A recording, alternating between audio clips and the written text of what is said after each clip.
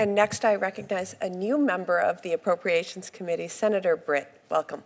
Thank you so much, Madam Chairman, Ranking Member. Congratulations to both of you. It is an honor to serve on your committee. Mr. Secretary, thank you for your time and being here. Many of the questions that I've had on various issues have already been answered, so I'm going to actually kind of take something that I saw Senator Capito talk about and dig a little bit deeper into it. The department's FY 2024 budget request includes $5.5 billion in baseline funding for the UAC program for unaccompanied migrant children, along with a request of $2.8 billion contingency fund to help address unaccompanied minors and other refugee issues throughout FY 2024.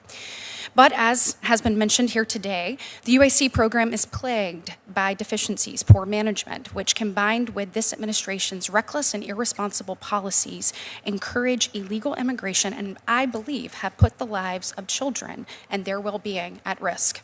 We are spending a lot of money on a program that just isn't working very well. I believe it is not a lack of funding, it is departmental policy and management failures that are our problem. In light of the piece in the New York Times last month, as well as many other well-documented reports regarding issues with the UAC program, I want to ask you about some specifics here that I believe HHS could and should address. On March 31st, 2021, HHS's Office of Refugee Resettlement, ORR, issued field guidance that waived background check requirements for adult household members and alternative adult caregivers identified in a sponsor care plan submitted by Category 2 sponsors. As you know, Category 2 sponsors include certain relatives of a child other than a parent. So the department put in place a policy that allowed a waiver of background checks for other adults in the households of those relatives. That strikes me as deeply irresponsible. In light of recent events, can you tell me if the March 31st, 2021 field guidance is still in effect? Senator, first, congratulations to you. Thank you. I appreciate it. And look forward to working with you in the future.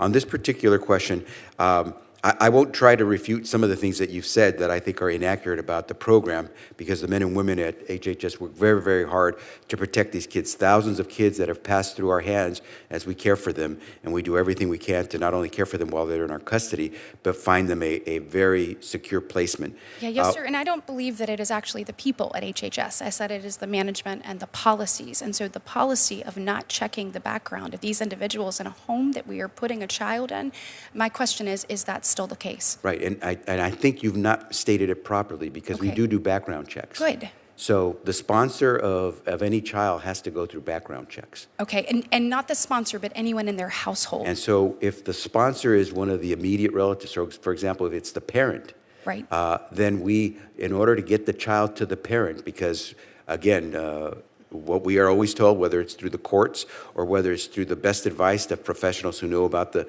best interests of a child, they say it's better to have a child with someone who loves them than have them in a federally sponsored congregate care setting. And so we place them with the child's parent if we can. And if it is a child's parent, for example, right, we will not do the full background checks of those who are in the household, assuming that the parent is going to be responsible for the child and make sure that anyone in the household will also take care of the parent. So if it's not a parent, though, just so you and I are on the same page so that we're speaking the same language here, if it is not a parent that you are placing them with, do you do a background check of the other individuals in that home? It will depend on who that individual that we're looking at as the sponsor would be, because the further removed you get from the parent, the more we have to have a sense of security that the person who is going to be responsible as the sponsor can indeed take care of that child. And so it would really be based on that. Okay, I just want to let the record reflect. Obviously, if it's a parent knows what's best for a child, and that's what we have to know. But if it is not a parent, we need to be checking into everyone in that household. What we've seen happen to these children is completely and totally unacceptable. There are so many who have been forced into sex trafficking, have been forced into labor trafficking, of which we know we've got to make sure that we're taking a look and that we're trying to keep keep them safe. And so the field guidance then, I guess, is not in effect then, the March 31st, 2021 field guidance. I'll get back to you on the field guidance, but I'm not aware of any sex trafficking of the kids that we have sent out. We've been able to place with a sponsor. If you can provide us with the evidence that there's been Absolutely. sex trafficking, we'd love to see that. Absolutely. And so the decisions to terminate any of those things, I'd love to follow up with, and I'll submit some questions for the record for that as well. And so when you're looking at the different things that are occurring also too, I only got 14 seconds left, guys. I got to learn how to do this quicker. Negative 14. No, negative 14. Okay. Guys, thank you for your time. I have a number of other questions within that We line could follow up. that I would love to get to the bottom of. These children, it's a passion for me as a mama of 2 school-age children that we are making sure that we're not putting them in harm's way. I thank you for your passion. Thank you.